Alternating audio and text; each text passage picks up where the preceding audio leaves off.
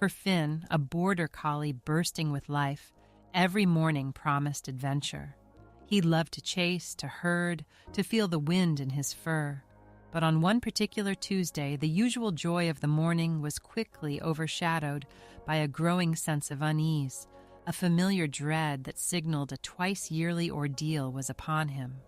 Finn, a black and white border collie, lived for movement. Each day was a gift of open spaces and exhilarating sprints. His intelligent eyes sparkled with anticipation as he navigated the familiar trails, a blur of motion chasing after tossed frisbees or simply reveling in the sheer joy of speed. The wind was his constant companion, ruffling his sleek fur as he effortlessly covered ground. To Finn, the world was an endless playground, a vast canvas for his boundless energy and keen instincts. He was a creature of the moment, utterly immersed in the thrill of the chase, the scent of damp earth, and the calls of distant birds. This was his natural state, free, fast, and utterly content. But on this Tuesday, the morning's vibrant symphony began to falter. A subtle shift in his human's routine, a different pattern to the usual preparations, began to prick at Finn's acute senses. The familiar jingle of the walkie's leash, usually a prelude to glorious outdoor excursions, was noticeably absent. Instead, a different, shorter leash appeared, an object he instinctively associated with confinement and constraint. The car keys, too, sounded different, a sharper, more insistent rattle, signaling a journey not to a beloved park, but to a destination that stirred a deep, instinctual unease within him. Every gesture, every sound seemed to carry a weight of impending discomfort, slowly eclipsing the morning's earlier joy. Finn's keen memory had pieced together the fragments of these biannual disruptions. He recognized the specific scent of disinfectant that clung to his human's clothes after these trips, the particular route the car took, the imposing, sterile building that always loomed at the end.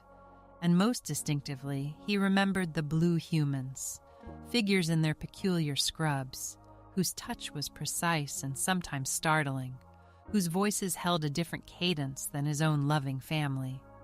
They were not malicious, he knew, but they represented an uncomfortable intrusion, a temporary loss of his cherished freedom. The very thought of them sent a shiver of dread down his spine, a primal urge to escape. He knew what was coming, and he wanted no part of it. As his human reached for the shorter leash, a surge of adrenaline coursed through Finn. This was his chance, his one opportunity to outwit the impending ordeal. With a swift, agile movement, he darted away, weaving through the kitchen chairs a black and white blur of determination. He tried to make himself small, to disappear under the dining table, then burst out into the backyard, hoping the sheer speed and agility that defined his breed could somehow make him invisible, untraceable. He ran frantic circles around the oak tree, then flattened himself behind a rose bush, his intelligent eyes scanning for any sign of pursuit. If he could just run fast enough, far enough, maybe the blue humans wouldn't find him this time. But Finn's clever attempts were ultimately futile against the calm persistence of his human. Gently, yet firmly, he was guided towards the car, his escape plan foiled. The journey itself became a tense, silent ordeal.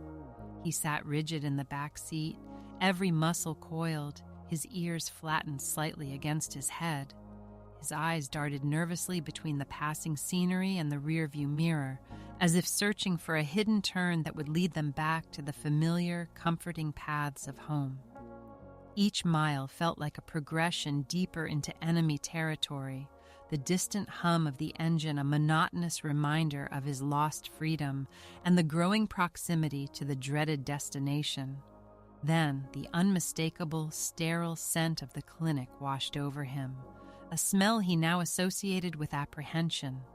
The quiet hum of fluorescent lights, the distant whines of other nervous animals, all contributed to the oppressive atmosphere. Inside the examination room, Finn's world shrunk to the confines of the cold metal table. Gentle hands touched him in unfamiliar ways, probing and listening with instruments that felt alien against his fur. He tolerated it, a stoic resignation in his posture, but every moment felt like an eternity, a necessary evil for reasons he couldn't quite grasp. His human offered soft words and comforting pats, but even that couldn't entirely dispel the deep tension knotting in his muscles. He just wanted it to be over.